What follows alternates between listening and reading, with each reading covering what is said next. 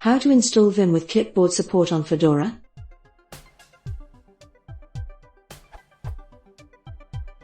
I'm using Fedora Linux and don't have the ability to copy text from Vim into the system clipboard, which I should be able to do by using the plus or register, though I'm not sure which.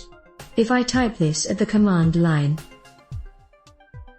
the relevant line says sterm_clipboard, when what I want to see is +sterm clipboard. How can I add this support?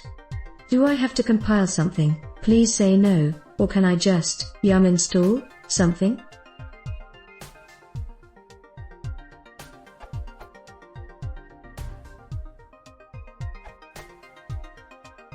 Vim in Fedora is compiled without any X support in order to minimize the number of dependencies it has. You'll need to use Vim instead, in the Vim X11 package.